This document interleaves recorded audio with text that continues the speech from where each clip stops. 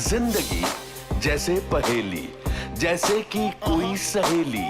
जिंदगी जैसे कहानी, थोड़ी नई थोड़ी पुरानी। कभी चाबुक, कभी चॉकलेट, कभी रौनक, कभी धक्कम पेल। ये भी हो सकता है, वो भी हो सकता है, बट ऑलवेज रिमेंबर, लाइफ में कुछ भी हो सकता है। एक सीरीज में हमें रोल मिला एक एपिसोड का, और कुछ 750 रुपये उन्होंने तय किए थे। शाम को जो पेमेंट की बात आई तो मैं बहुत खुश था कि अब 750 रुपये मिलेंगे। 350 रुपये उन्होंने दिए, चेक बनाया। मैंने कहा ये क्या? बोला नहीं, काम आपका बिल्कुल एकदम ठीक नहीं था, इसलिए आधा पैसे। उसने डिसाइड कर लिया कि काम ठीक नहीं था काम, तो? हाँ, अगर वो ऐसे बोलते कि हम नहीं दे रहे, काम अच्छा था आपका, ये ले लो, तो मैं खुश होकर आया था। क्योंकि आपको बहुत उस वक्त आप जानना चाहते थे क्या आप जो कर रहे हो वो कैसा है। क्योंकि थिएटर कर रहे हो, आपको देख नहीं सकते अपने आप को। उस तरह कैमरे नहीं है, आज तो कैमरे हैं, आप अपने आप को देख सकते हो। तो आप देख नहीं पाते थे, तो पूछते थे लोगों से, झगड़े होते थे कई बार अपना गर्लफ्रेंड से कि यार कैसा लगा तुम्हें? बोलो नहीं अच्छा था। बोले तुम जैसे अच्छा बोल रहे हो लग नहीं रहा कि अच्छा था। बोले नहीं मैं बोल रही हूँ ना अच्छा था। अब पता से बोल रही हो? हाँ, तो बोल लग क्यों नहीं रहा? तुम मीन कर रही हो कि वाकई अच्छा था? अरे यार अच्छा था यार। अब तुम अपसेट हो रही हो। तो अब ये चक्कर में बोला इसीलिए मैं नहीं बोलती। अगर बोलूंगी तो तुम सह नहीं पाओगे। तो समझ में आ गया कि अच्छा नहीं था। ओह, फाइनली ये सेंटेंस बोला गया। हाँ, फाइनली ये सेंटेंस बोला तो गया। आपने अपने आप को चेंज किया है, गर्लफ्रेंड चेंज की? मन तो करता था गर्लफ्रेंड चेंज कर दो, लेकिन नहीं हो पाई चेंज। इस दौरान आपकी कास्टिंग मीरा नायर की फिल्म में भी हुई थी। फिल्म का नाम था सलाम बॉम्बे, और काफी रोल आपका कट गया था सुना उसमें। उसमें वो रोल ही खत्म हो गया था जो मुझे लेकर उन्होंने और आपने शूट किया था उसको शूट करने वाले थे। हमने 2 महीने की वर्कशॉप की थी। बाद में उन्होंने कहा कि यार इसकी हाइट इतनी है, बाकी बच्चे ऐसे हैं, तो फ्रेम जो है गड़बड़ हो रहा है। और फाइनली ये न्यूज़ ब्रेक की गई कि आप नहीं है, आप जो है वो रोल अब खत्म हो गया। Where were you? Where was this news told to you? I was in Marine Lines. I had Mr. Day was there, उनके घर में मुझे पेइंग गेस्ट रखा गया था, और शाम को कुछ गेट टुगेदर जैसा था। तो मुझे वहाँ बुलाया गया। हाँ, मतलब बातचीत हो रही थी, और फिर मुझे बोला कि ये रोल अभी नहीं है इरफान, तो अब आगे कुछ करेंगे ना, इसको कट गया है। उनके लिए तो ऐसा था, मेरे लिए मतलब मेरी पूरी दुनिया शैटर हो गई so be prepared any time for anything. मैंने एक कहानी सुनी है, ये कहाँ तक सच है इसकी पुष्टि आप करेंगे, कि आपको किसी ने कहा कि टीवी टावर पे रोल मिलते हैं। अच्छा, इसका मतलब कहीं तो इसमें सच्चाई है। इसमें बहुत सच्चाई है इसमें। क्या ये मतलब एक्चुअली क्या था वो, जब लगा कि एक्टिंग करना है, तो फिर लगा कि टेलीविजन में भी जा सकते हैं। तो हमने इंक्वायरी करने की कोशिश की, रिसर्च कि कैसे जाया जाए। तो किसी ने बता दिया पहाड़ के पर टीवी टावर लगा हुआ था। किसी ने देखो दिख रहा है ना वहाँ पर प्रोग्राम बनते हैं, अब वहाँ से रिले होता है। उसको भी शायद यही समझ होगी कि वहाँ बनते हैं प्रोग्राम। अच्छा। उसने हमको वहाँ भेज दिया, तो हम पहाड़ों पर भेड़ बकरियों के साथ ऊपर, मुझे मालूम है वो नाहरगढ़ का पहाड़ है वो।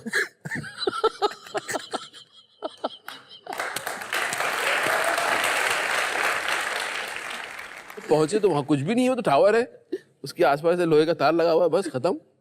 ना कोई कमरा है। आप गए? हाँ बिल्कुल गए, विद माय कजन, और बातें करते हुए, और क्या बात करेंगे क्या करेंगे, साथ में एक कैमरा भी था।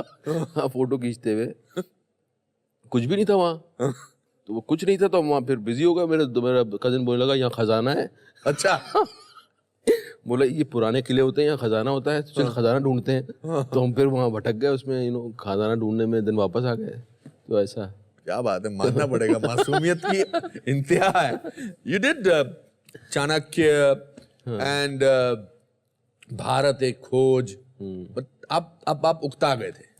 हाँ, मतलब वो तो सिर्फ कि गाड़ी चलती रहे, आप मतलब जो है आपको ऐसी स्टोरीज ना बने आपके साथ कि हमने रेलवे स्टेशन पे बैठ के चने खा के रातें गुजारी हैं, वो सब ना करना पड़े। तो उसके लिए जहाँ भी जैसा भी रोल मिलता था आप करने चले जाते थे।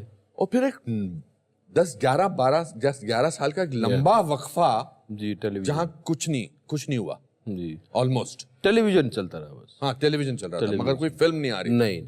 व्हाट वाज द क्रिटिसिज्म आपको मिलता था कि हम फिल्मों में क्यों नहीं काम देंगे आपको, क्या प्रॉब्लम है? सीरियल में भी मिलता था। अच्छा। जो बनेगी अपनी बात, जो मेरा सबसे ज्यादा पॉपुलर सीरियल था, तब आप ज्यादा सेंसिटिव होते हो इन सारे कमेंट्स को लेकर। यार ये आ गया, ये एपिसोड लंबा कर देगा। क्यों आप पॉज लेते थे? क्योंकि आप डायलॉग टू डायलॉग नहीं बोलना चाहते, आप बिहेव करना चाह रहे हो, आप एक्सप्लोर करना चाह रहे हो। अरे यार ये लास्ट एपिसोड लंबा कर देगा, तारीफ भी करते थे, बट इस तरह क्रिटिसिज्म और फिर एक फिल्म आई वॉरियर, जी, आसिफ कपाड़िया की। जी। वो कैसे मिली आपको? वो मुझे बस किस्मत से मिली वो। मुझे याद है उसमें घोड़े पर आपका एक शॉट था, बहुत ही काफी, यू हैड लॉन्ग हेयर। हाँ, एंड वो शॉट भी अपने आप में मुझे आज तक याद है उसका, उसकी जो इंटेंसिटी थी। घोड़े को मैंने रोकने की कोशिश की, साला घोड़ा रुक के नहीं दे रहा था, क्योंकि आग से निकला था घोड़ा ना। उसे कट बोलो तो रुकता, साला रुकता नहीं है, अदरवाइज कितना पुचकारो रुक जा, कुछ नहीं सुनता वो। कट बोलो रुक जाएगा। शूटिंग के घोड़े ऐसे ही होते हैं। चाणक्य में हमें बगैर जीन के बिठा दिया, सेटल नहीं है, बिठा दिया। अब आप एक्सप्रेशन दे रहे हो वैसे, और घोड़ा ऐसे हुआ हुआ है।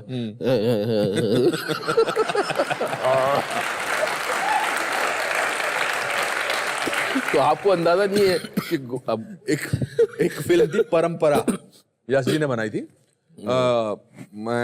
मेरे आमिर खान के साथ मेरा वो भतीजा था, मैं उसका कुछ मामा था, ऐसा कुछ था, ऐसा कैरेक्टर।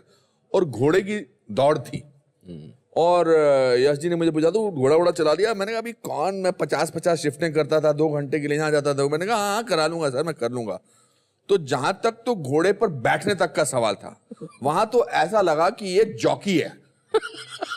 और आमिर खान भी थोड़ा डर रहा था कि मतलब ऐसा थोड़ा, मैं ऐसे बैठा और ऐसा लगा, यश जी मुझे कहते उन्होंने ऐसे किया ना, तो मुझे लगा मैंने गलती से इनको ऐसे कर दिया, मेरे को तो आता है। तो टीनू वर्मा टीनू वर्मा की जो चिल्लाहट होती थी वो गोली से ज्यादा ताकतवर होती थी। कमाल किया। और उन्होंने घोड़े के कान में बोला एक्शन।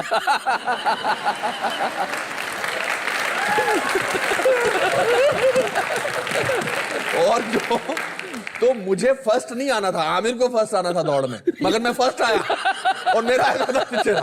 तो ये हमारी जिंदगी में ऐसा बहुत होता है। आज भी अगर मुझे घोड़ा चलाने को बोलेंगे तो मैं थोड़ा 5 बार सोचूंगा मैं। क्योंकि घोड़ा एक ऐसी चीज है, उसका अपना दिमाग होता है। करेक्ट। और वो समझ लेता है, वो उसका सेंस बहुत तगड़ा होता है। और मैंने भारत एक खोज, चाणक्य बहुत शूट किया है, मैंने घोड़ों को गिराते हुए देखा है लोगों को। So you आसिफ कपाड़िया की फिल्म से you got a certain kind of an international recognition. Asif Kapadia, उससे बड़ी बात जो हुई, वो तो एक्सपेक्ट कर रहा था कि मैं इंटरनेशनल रिकग्निशन मिलेगा। सबसे बड़ी बात जो हुई आसिफ की फिल्म के साथ, एक्टिंग में इंटरेस्ट दोबारा जागृत हुआ। और जिस जो वो उस दौर में चला गया था, और जो सपना में देख के आया था, आप जैसे लोगों को देखा था स्क्रीन पे, और मुझे लगा था कि यार एक जादू होता है, कैसे वो क्रिएट होता है, वो सब कभी टेलीविजन में हो नहीं पाया। वो टुकड़ों टुकड़ों में होता था। उसका उसका आभास उस तरह से आपको कभी हुआ नहीं। तो आसिफ की फिल्म क्योंकि लगातार थी, 3 महीना में, पौने 3 महीने शूट करना था, एंड आप एक ही कहानी को जी रहे थे, एक ही कैरेक्टर आप जी रहे थे। तो उसका जो एक्सपीरियंस हुआ, वो धीरे धीरे जैसे ग्रो करना शुरू हुआ, वो कहानी जैसे ग्रो करना शुरू हुई, मुझे लगा कि ये this is what I wanted from acting. उसने मेरी जिंदगी का धारा बदल दी। और इस दौरान बॉम्बे के कौन से ऐसे डायरेक्टर थे आप जिनके साथ आप काम करना चाहते थे मगर काम नहीं मिल रहा था?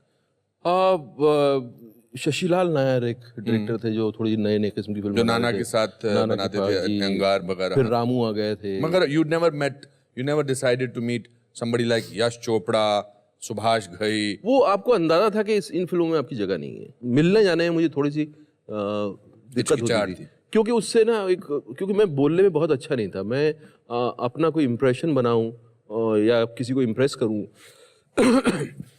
उसमें मैं बहुत अच्छा नहीं था। तो जब भी मैं जाता था, सोशल स्किल्स अच्छे नहीं थे। नहीं, तो मैं नुकसान करके आता था अपना। अच्छा। तो अगर मैं आपसे मिलने आया हूँ तो आपका मेरे बारे में कोई इंप्रेशन होगा, आपको लगता होगा ठीक ठाक एक्टर है। मिल के जाऊंगा तो आप ही बोलोगे इसको कभी काम नहीं दूंगा मैं। क्योंकि मुझे, और आपने इसको सुधारने की भी कोशिश नहीं की? सुधारे कैसे? आदमी जैसा बना हुआ है वैसा बना हुआ है। जो काम ढूंढ रहे हैं, क्योंकि आपको बहुत ज्यादा ध्यान उस पर है कि आप अपना काम को सुधारो।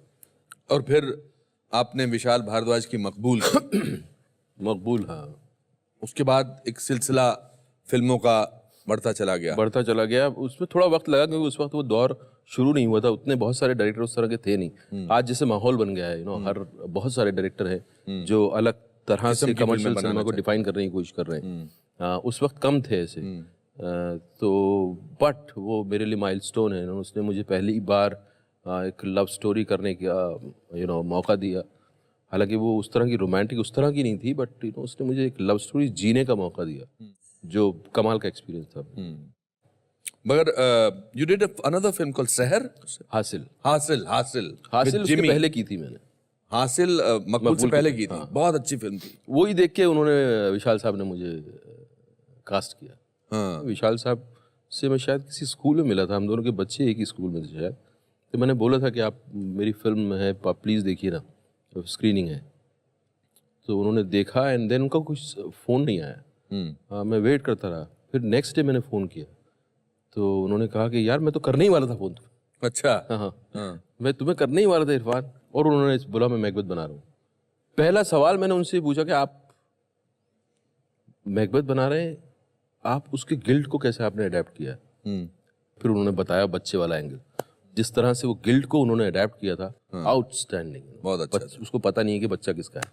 और फिर नेमसेक हुई। और मुझे कभी लगा नहीं था कि नेमसेक जो है वो इसकी फिल्म होगी, इस फादर की एंड मदर की। मुझे हमेशा लगा गोगोल की कहानी है, उसी की फिल्म होगी। बट उसकी लाइनें इतनी खूबसूरत थी कि मैंने कहा यार इस लाइनों को बोलने का मौका फिर मुझे मिलेगा नहीं। और उसके बाद एक सिलसिला, इंटरेस्टिंग उसके बाद फिर सिलसिला शुरू हुआ। अब इस समय आप जिंदगी के एक खुशहाल मोड़ पर हैं हर तरफ से, या कोई? मुझे जिंदगी तो अपने चैलेंजेस रखती है हमेशा। मुझे काम को लेकर बहुत मजा आ रहा है। और यही दिन देखने के लिए मैं शायद एक्टर बना था, जहाँ के मुझे अपने किस्म की कहानियाँ चुनने को मिले और जहाँ मुझे अपने किस्म का काम करने को मिले। कई बार आप एज एन एक्टर बहुत इनसिक्योर होते हैं, ज्योतिषियों के पास भी जाते हैं। तो मेरा सबसे बड़ा सवाल यही होता है, सब लोग मतलब अरे आप तो एस्टेब्लिश है, अरे आप तो मेरा सवाल उनसे यही होता था कि वो टाइम कब आएगा जब मुझे अपने तरह का काम करने का मौका मिलेगा जो मैं करना चाहता हूँ। अभी तो मैं दूसरे आदमी की कहानी सुना रहा हूँ, अभी तो मैं मतलब उसका कन्विक्शन है, उसमें मैं किसी तरह से फिट इन होने की कोशिश कर रहा हूँ बट मेरे अपना जो एक्सप्रेशन है, मेरी अपनी जो रिफ्लेक्शन है जिंदगी का, वो कब ऐसे रोल आएंगे जिसमें मैं अपने आप को एक्सप्रेस कर पाऊंगा। तो that was my weight, that was a kind of seeking for me. One of my most favorite films of recent times is Pan Singh Tomar.